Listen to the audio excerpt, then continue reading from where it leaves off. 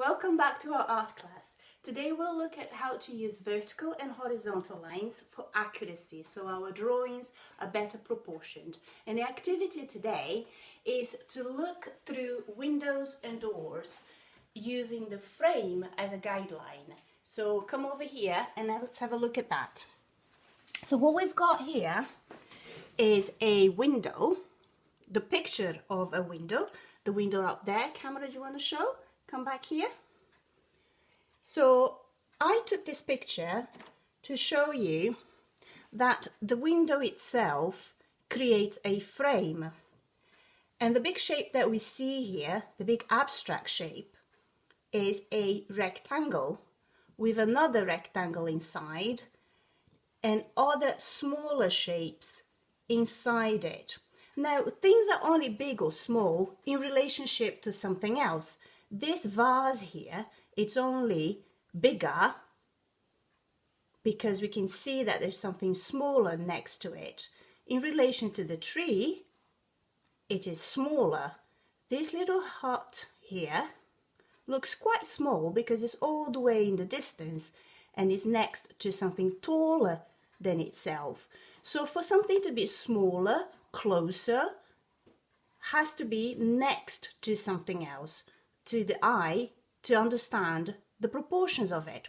So how we're going to do this is basically by creating the same large shape that we have here, in this case the rectangle, and I drew it in the same proportions.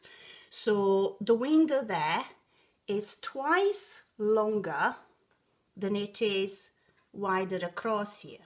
So that's what I did here. My height is twice as long as the width here, 2 times, to give me the same sense of proportion. So when I put things in, I'm not fiddling with a square when in fact it is a rectangle.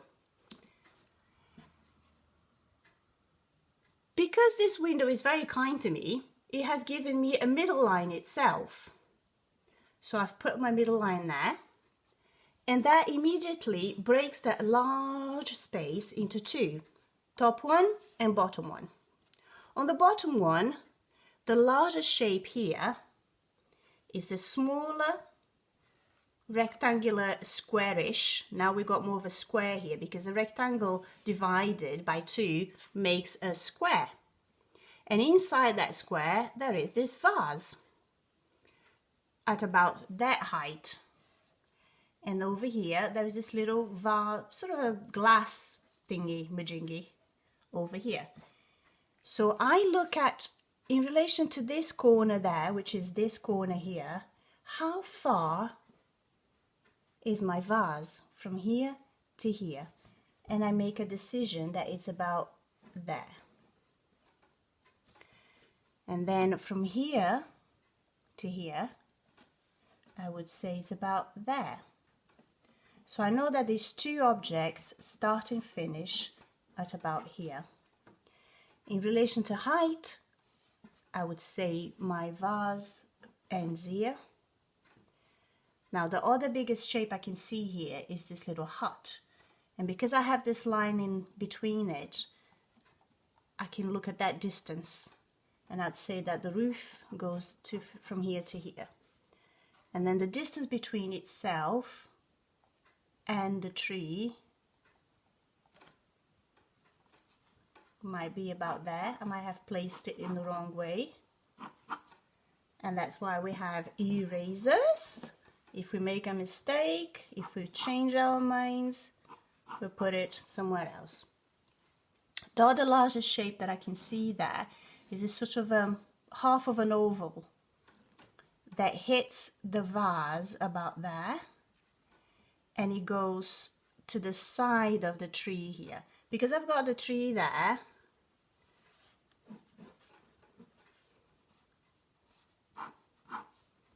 I would say that and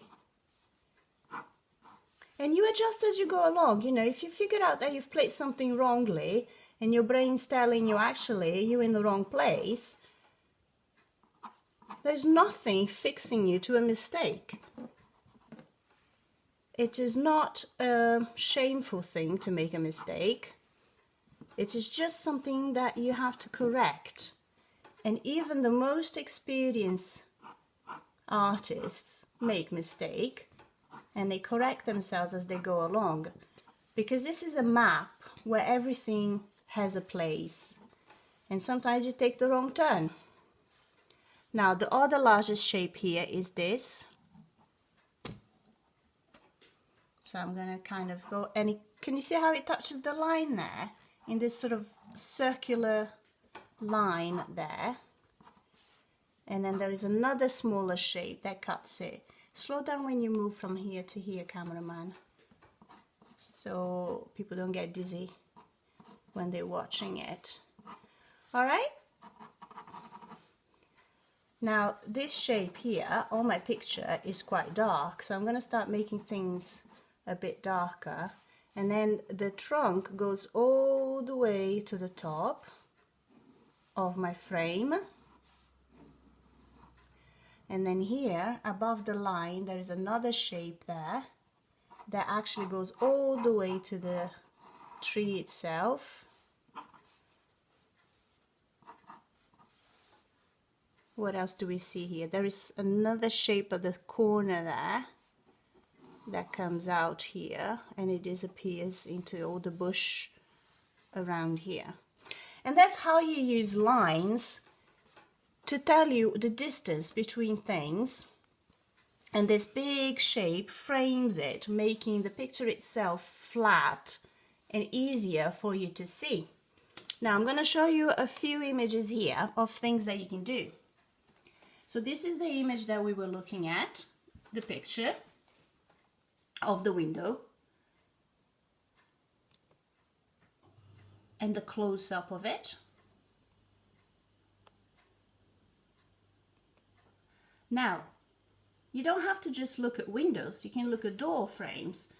And it's quite interesting to go around your house looking through door frames. Cameraman, stop fiddling around with the zoom, just leave it as is.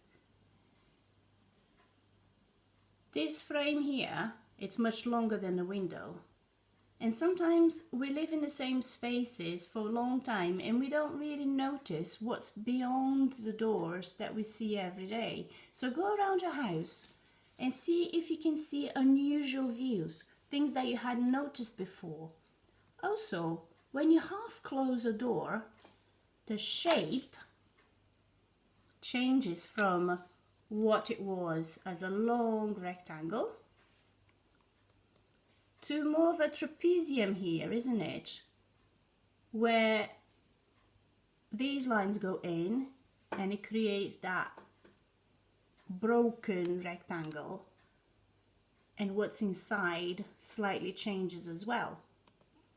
You can look at glass doors and views from inside to outside, or you can have a bit of fun outside or indoors and start looking at the frame that an upside down chair makes and what rests inside it. Here you've got the shape of the mountains and the bush, and then another smaller shape there with the grass.